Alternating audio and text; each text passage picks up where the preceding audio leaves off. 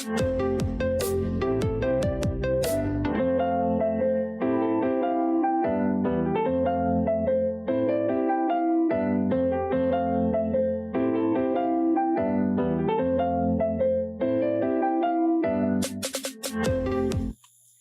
afternoon mga katribu and welcome to another episode of Spotlight. I am Matthew Pirante-Pérez. So today it's Women's Month and we're celebrating women from all over the world, whether it's from the Philippines or the other countries around the world. Basically, that's what it is. And what better way to celebrate Women's Month than having a female director with us. So joining us this afternoon is Direk Antoinette Jadaone, who is also one of the hosts of Ang Walang Kwentang podcast. Hello. Yes. Hello, Direk. How are you? Thank you so much for fitting us in your really busy schedule. Anytime. Thank you. Thank you. So, how have you been?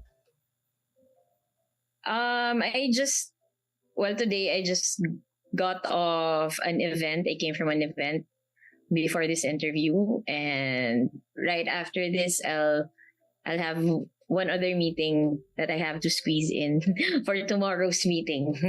Wow. So mga katribu, you guys can see how busy Direk Antoinette's schedule is, and we're so grateful that she took the time to be part of our show and our first guest for Women's Month.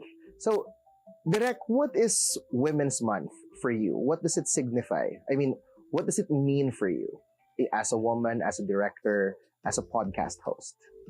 In reality, parang for me, I think the goal is we celebrate women any other month of the year, not just on March, just like how we should celebrate our LGBTQIA plus brothers and sisters, not just during June, during Pride Month. So, parang siguro Women's Month is there to kind of make people remember about the strength of the woman, the significance of women in their lives. But even without it, even not during March, you should be able to celebrate women any other day, any other month of the year. Wow, that is actually that is very true. I happen to agree with that. Being raised by a single mother, I couldn't agree more. As one of the most visible female directors in the industry, has it been challenging for you to be a director on basis of gender, or are you able to give like a fresher or a different perspective when it comes to filmmaking? The industry and the Philippine film industry, unlike in Hollywood, is more open. I didn't have any hard time. I wasn't given a hard time entering the industry as a woman. Super fortunate nating mga Pilipino na ganito yung industry natin, yung film industry natin. Na wini-welcome any director from any shape or size, any gender, sexuality, even the LGBT community, hindi mahihirapang makapasok sa film industry. So, yun ang isa sa mga lamang natin sa ibang film industry sa ibang mundo, sa ibang bansa. Okay. What would you say, when did you start directing movies? I mean, walk us through your journey as not only a filmmaker, but how did you enter the industry? I started as a script continuity supervisor for Joyce Bernal. So, when I graduated, I spent a few months as a production assistant and director in training for a TV commercial production house. But when I found the opportunity to work with Direct Joyce Bernal, who is one of my idols in terms of directing rom-coms, I grabbed the opportunity, so I resigned right away from my current job then to be a script con. And then from there, I was a script con for several for movies and several for teleseries.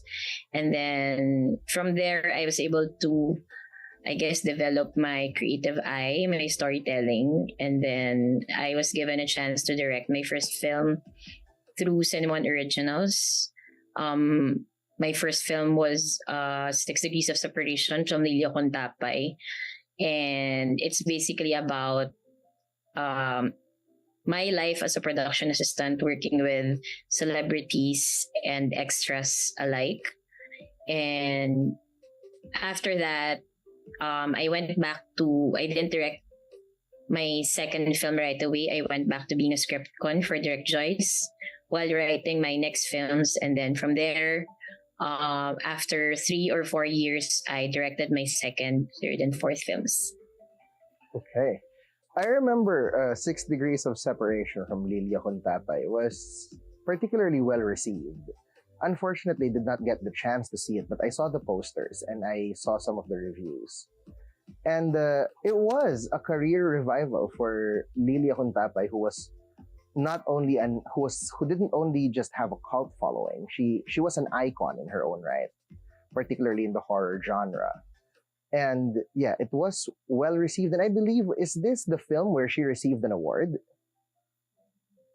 Yeah, she was awarded Best Actress during Cinnamon Originals that year. Yes, I believe I saw a photo of that. I was actually very happy for her. And the title was fascinating. The title was very intriguing. 6 Degrees of Separation from Lilia Contapay. Would you mind telling us more about why that's the title you chose? There was a very popular, I would say, concept that started in Hollywood. It's called 6 Degrees of Separation from Kevin Bacon. So Kevin Bacon is a Hollywood actor, and that concept revolved around the idea that almost all Hollywood actors have worked directly or indirectly with Kevin Bacon for at most 6 degrees. So from there, I got that concept, but obviously I replaced Kevin Bacon with Lilia Contapay, which is to say that even though Lilia is not like an A-lister actor in the Philippines, she's just an extra. She still was able to work with a lot of actors, both young and old, A-lister or not. And in the movie, it says there that we can compare Lilia with Kevin Bacon, having worked with almost all celebrities and actors in the Philippines. I see. And why Lilia Contapay? This is a bold casting choice. I mean, I understand it is the title, but it is a bold casting choice. What made you choose Lilia Contapay of all celebrities, A-lister or otherwise? Why Lilia Contapay?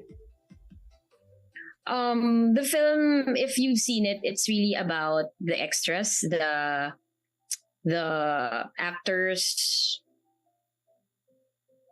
nonetheless, but not with the same following or with the same fame, unlike the celebrities, the more popular celebrities. So the difference with Lilia Contapay is that you know her by her face. You would recognize her face, but we never really knew what her name was. We only know that she's the aswang, the quintessential horror creature in horror movies from the films of Chris Aquino, of Peque Galiaga, and Shake, Rattle, and Roll franchise. That's what makes her different from other extras. We would recognize her face, but never her name. And so that's the whole concept of my first film, giving recognition to the other people who make up make up the creation of the film, not just the big name stars and celebrities. I see. All right. So you've done 6 Degrees of Separation from Lilia Huntapay. This is your first movie as a filmmaker. And you took 4 years off to continue working with Direct Joyce Bernal. Did I understand that correctly? Tama, no? 4 years. It took you another 3 mga ganon, 3 or 4 years. 3 or 4 years, that's right. Would you say that the time off that you spent honed your skills further as a filmmaker? Yes. Kasi parang it's a continuous learning process. When I made my first film, I realized I still have a lot to learn. And so, parang I wanted to do it for myself. Na I don't want to dive into another film without me being more prepared, developing my skills, or writing the right story for my second film. So I didn't want to be impatient and just rush things. I want to do it right and do my next film when I am more ready, and not just because I've gone impatient and want to do another movie right away after my first film. Okay, so 3 to 4 years after that, you've done your second film. For the benefit of those who don't know what your second film is, would you mind telling our viewers what movie that was? The in terms of the release date, my second film, because in 2014 I made 3 of my films were released. So the first to be released in 2014 was Relax is Just Pag-ibig. It is my film that I co-directed with Irene Villamor. Okay. And then next is That Thing Called Tadhana in November. And then after that, a film I co-wrote, which was English Only Please, which was directed by Dan Villegas. So after doing those films, what did you do next? After that, I made my first Star Cinema film, You're My Boss. And then I made On the Wings of Love. Oh, my dad was there. My dad appeared. Oh, really? My dad appeared in On the Wings of Love. I was supposed to appear there, but my work schedule did not allow for me to be able to appear. But my dad did, my cousin did, my aunt also did, 3 of them, because I come from a family of extras. I come from a family of character actors. Parang poor man's Eigenman. I'm sorry, I'm just kidding. But yes, a lot of us dabbled in acting in one form or another. I was one of the few who ventured to journalism instead. But yes, On the Wings of Love, I almost appeared there. That was On the Wings of Love was 2015, right? 2015, yes. Yes, On the Wings of Love. I was supposed to be there. So now, what are you directing anything anytime soon? Because I remember when we spoke at the event where we met, we did discuss something, but I'm not exactly sure if it's something that we can already talk about. We just ended principal photography for a series that Dan Villegas directed and I produced under Project 8 Projects and Cornerstone Studios. And then right after, now I'm developing a film. Hopefully we can shoot 3rd or 4th quarter of this year. All right. But you can't tell us more about that yet, can you? Not yet pa. All right. So, mga katribu, this has been Antoinette Jadaone. We will be back after this short commercial break.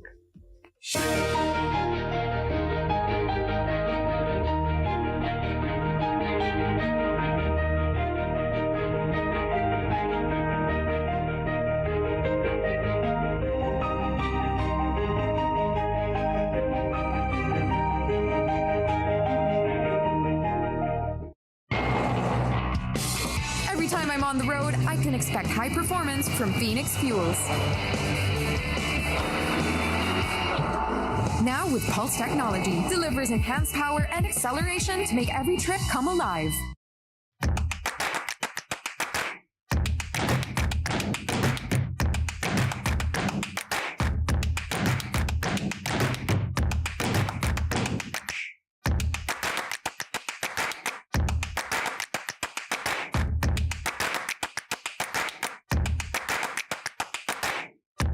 Iba ng panahon, ang dami ng bago ngayon. Pati ang mundo natin, well, nagbago na rin. Buti ano bayan, bigger, better na. You can buy it sa centers, pati sa mga parties may online pa app. You can buy it with your fingers, still don't remittance and more. Online shopping, you can buy it all. Di magpadala, you can buy it all. Anumang pera transaction, you can buy it all. Sabayan ang pagbabago ng mundo for all your pera transactions, all new Bayan.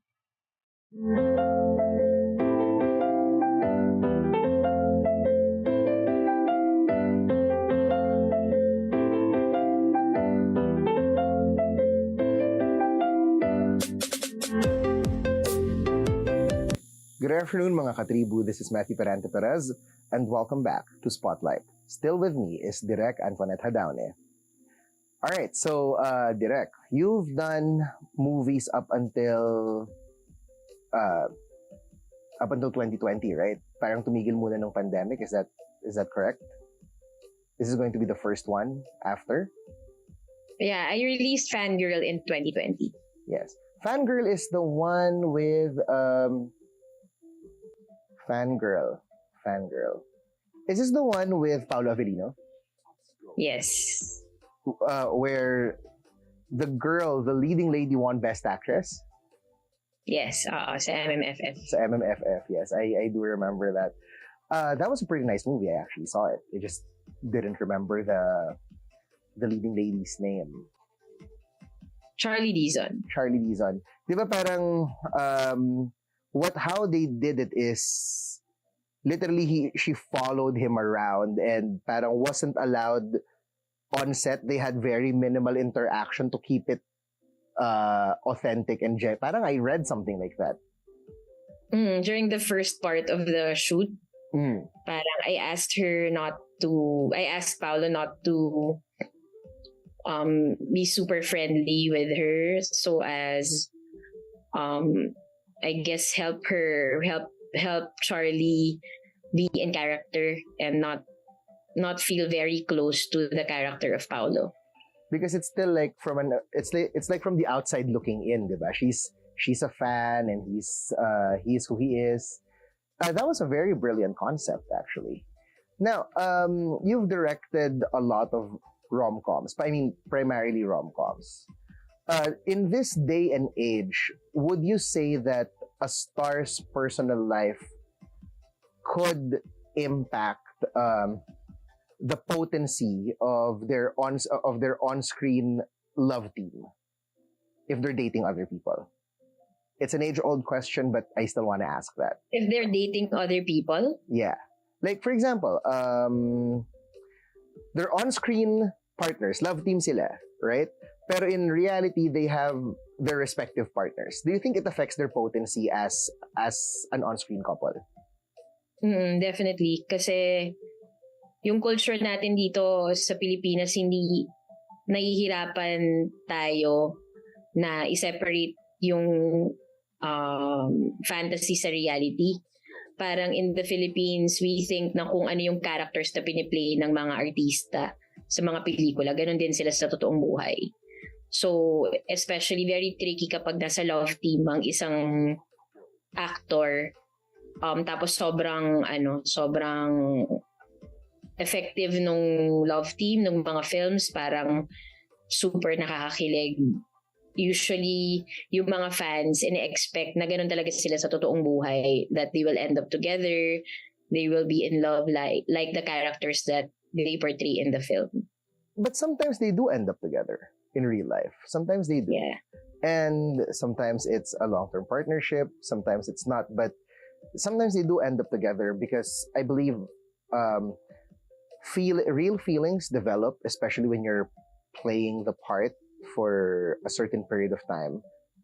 I think it becomes real to them, or some kind of feelings or attraction develops when the film is taking place, or even after, so long as there's going to be another one. If it's an ongoing on-screen partnership, I think something truly develops it, because you maybe it's just me, pero how can you convince the public that you're into your on-screen partner if you're not?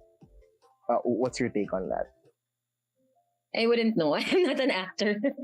Well, But I guess it helps really if you're attracted, even just physically, to your love team partner. It will be easier for you to I guess do the scenes and imagine the love between you if you are physically attracted to your partner. It will be, if you're not, it's still a possibility, but it will be harder. Parang it will take more acting on your part. And I guess sometimes the fans will be able to see through it if it's parang napipilitan lang or something. If it's feigned or strained, no, the fans will be able to tell. Actually, the Yes. fantasy does not just excuse me. The fantasy does not just include on-screen partners. I remember in the 90s, during the height of Mara Clara, Julianne Santos, and Gladys Reyes, in a talk show to which she was invited, she mentioned na may mga tao daw na galit sa kanya for playing Clara, and binato daw siya ng tansan sa ulo. She was heckled by fans. And if I remember correctly, Princess Punzalan, on the other hand, I think an elderly woman had a heart attack watching Mula sa Puso because she was deeply affected by Princess Punzalan's portrayal of Selena. Do you think now in 2023 people are still that invested in the roles that celebrities play on screen? Maybe not that much, unlike before. Kasi now we see celebrities post more on social media. We see their lives outside the characters they play, outside the teleseries, outside the film. So, yung mga kontrabida, if they're kontrabida in a film or a teleserye, for sure, yung pinopost naman niya sa social media ay hindi pang kontrabida. So, parang in that way, it aids how people look at them outside the characters they play. Pero, of course, when a performance is very effective, madadala mo pa rin yun na parang kahit papaano, iisipin mo na ganun siya sa totoong buhay kasi ganun ka-effective yung performance niya. Pero I guess people now are more discerning, but it can still happen. May I ask you who you think the most effective actors and actresses are of their generation? Like from not naman from the 1950s. I mean, actors born in the 50s onwards. Who would you say are the most effective actors in the Philippines right now? Whether the younger ones or the screen legends, who are the most effective ones?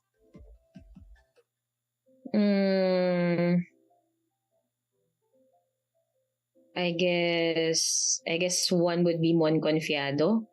Oh, yes. And then Ronnie Lazaro, Angelica Panganiban, yun yung naisip ko. Sila pa lang yung nakaka-work ko. I loved Angelica Panganiban in the 2007 film A Love Story. I mean, the plot twist, which I will not reveal because there probably are some people who haven't seen the film, but I would say that the 2007 movie A Love Story is, when I saw it, I was shocked. I was shocked by the plot twist. I was shocked by the acting. She was very effective. Maricel Soriano is effective, that's a given. But Angelica's portrayal, she was very vulnerable, and she was needy, and she just wanted to be loved.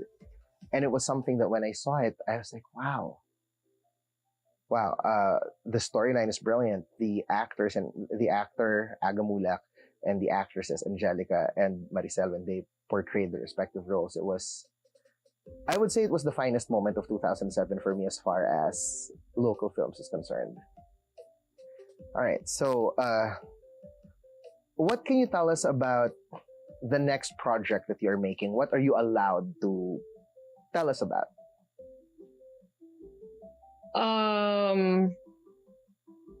It's I'm having a casting call for one of the lead actors for the film.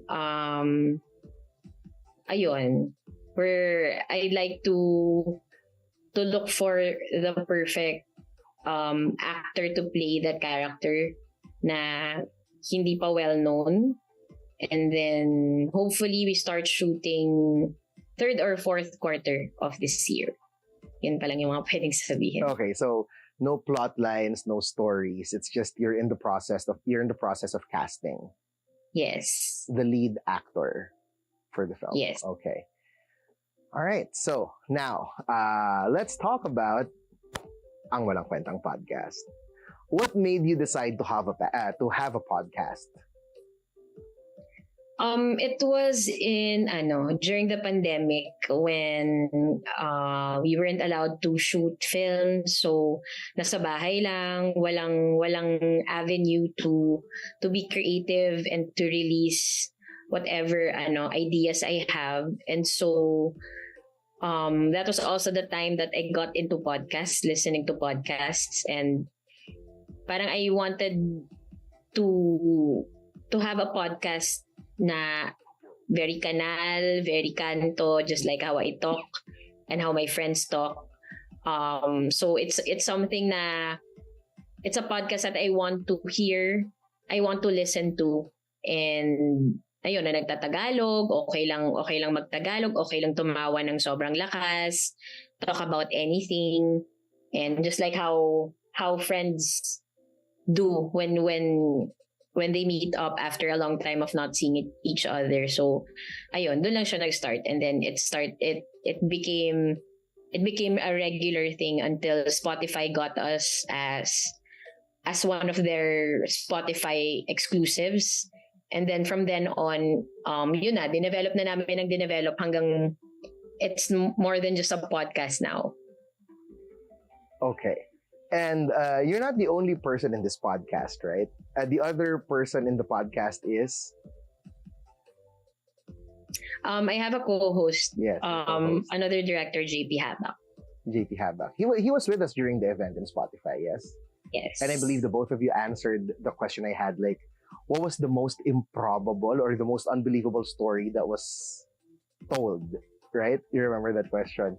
So, sa Ang Walang Kwentang podcast, kahit ano pwedeng pag-usapan. Yes, Parang when you listen to it, it's like catching up with an old friend na no pretensions, walang arte, walang eme, basta magkwentuhan tayo, tumawa tayo, whether in English or Tagalog. Kanal. I'm not even sure if I'm using the word correctly as far as context goes, you know. Yeah, basically parang no holds barred siya in a way, di ba? Like yung episode nga ni Angelica Panganiban, when I heard clips of it, it's as if I was listening to two of my girlfriends catch up and I'm just there listening. That's how it felt for me, no? And it was because of when we met na nag-re-download ako ng Spotify and I decided to dive into Ang Walang Kwentang podcast. And ang masasabi ko is, ikaw ang kasama ko pag nagtatrabaho ako or nagde-drive ako. You actually keep me company when I'm doing all those things. Pag hindi masyadong grabe yung sinusulat ko. Alam mo yung saktong, okay, kailangan ko ng happy vibes. Asa na si Direk? And then makikinig na ako ng Ang Walang Kwentang podcast. And thank you. It really was so much fun, you know, listening to you and JP and all the things that you guys talk about.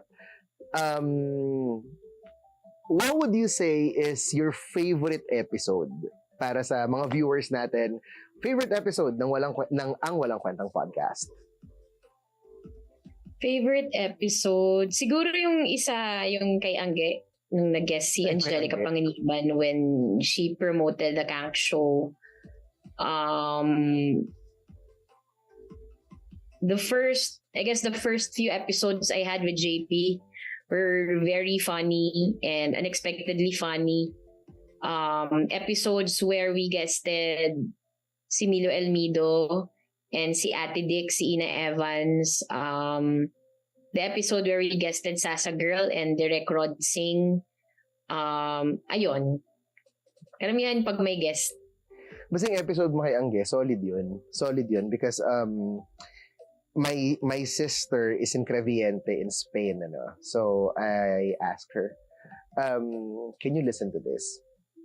Ang pinakinggan niya, laugh trip siya. Laugh trip talaga siya.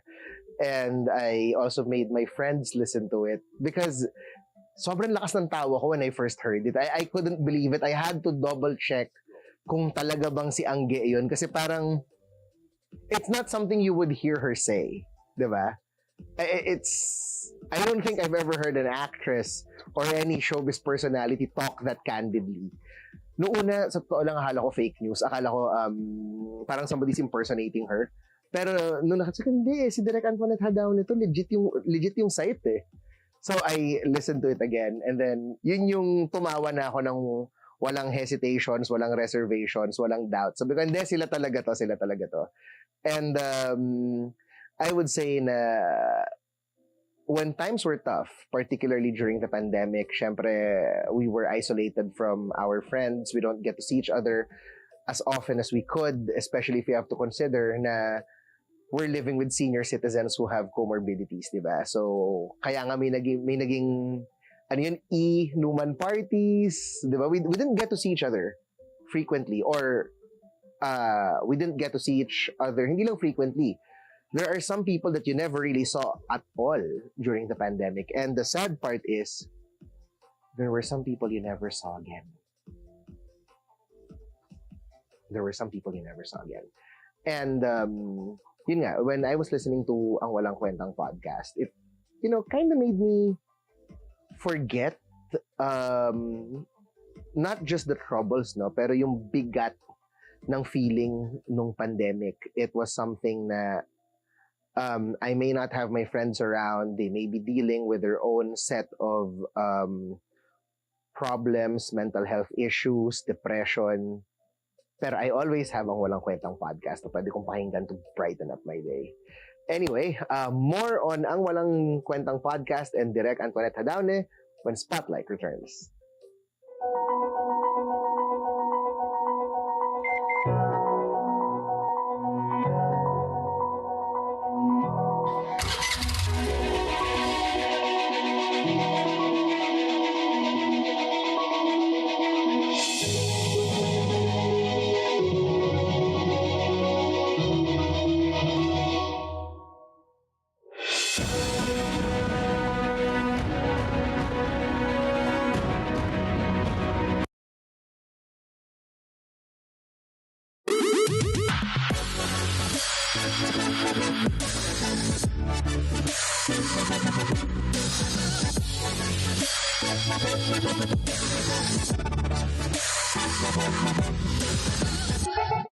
Iba na ang panahon, dami ng bago ngayon. Pati ang mundo natin, well, nagbago na rin. Buti ano tayo, bigger, better na. You can buy it sa centers, pati sa mga parties may online pa at half. You can buy it with your fingers, still don't remittance and more. Online shopping, you can buy it all. Di magpadala, you can buy it all. Anumang pera transaction, you can buy it all. Sabayan ang pagbabago ng mundo for all your pera transactions, all new Bayan.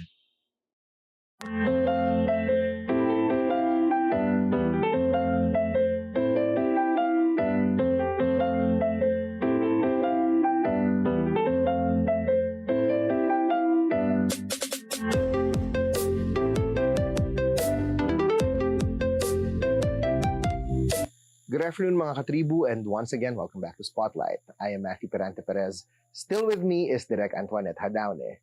So, Direk, How long do you think you're gonna keep going with ang Walang Kwentang podcast?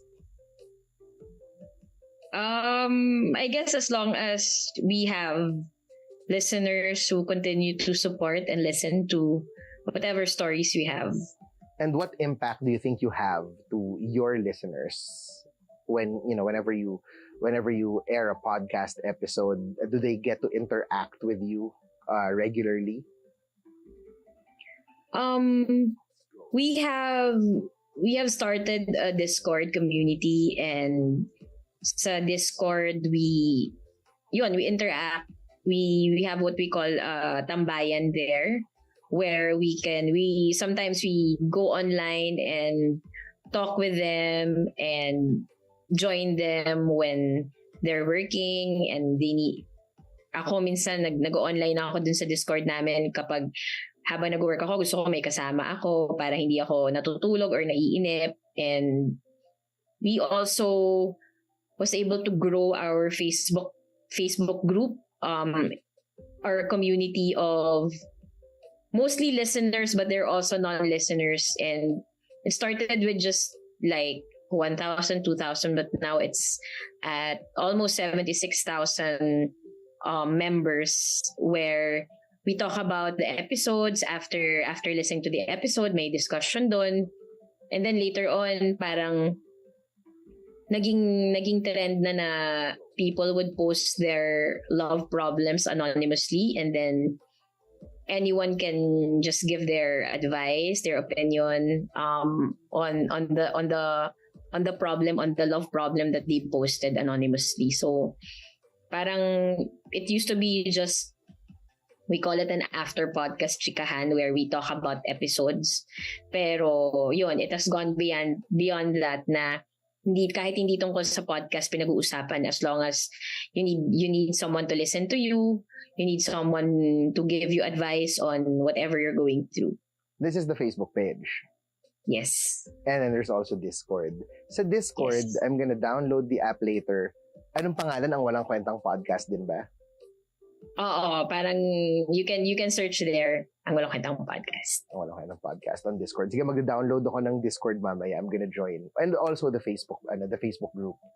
Okay, so when people talk about their love problems or conundrums or situationships, as we called it, situationships, what is the most interesting trend that you've noticed? Like, ano yung common denominator nila? We still get a lot of letters na best friends falling in love, parang, and they can't tell the other person, their best friend, about it, or parang people in ganon situationship na they want it next level pero they're not sure if it's worth it, or even parang marital problems na they want to tell, they have a problem with their spouse pero hindi nila masabi, so nanghihingi sila ng advice paano nila sabihin, kung worth it mang sabihin, etc. etc. Parang yun yung parang recurring na mga problems, pero nag-iiba-iba lang ng pagkakasabi or iba lang yung mga detalye, specifics, pero basically parang yan yung common thread. Those are the big hitters, no? Di ba nila narinig yung song ni Jason Mraz, yung Lucky? Lucky I'm in love with my best friend. Hindi nila masabi. Well, bakit hindi nila masabi sa best friend nila, for example, in the threads that you've seen? What's stopping them from confessing to their best friend that the feelings have already crossed the romantic line? Now, it's no longer platonic. One or the other is already experiencing romantic feelings. What's stopping them? Is it hiya, or is it the idea that they might break the friendship? What is the most common reason for them to not confess to their best friends? Yun, it's more of the latter, na parang natatakot sila na mag-i-end yung friendship, na after pag-inamin parang mawawala even as a friend. Ayun, parang parehas lang din naman, even how how that story has been told in many movies and even in the 90s or the early 2000s. Parang ganun pa rin. Nag-iiba lang ng mga detalye and specifics, as I said. Pero it's the same old best friend story.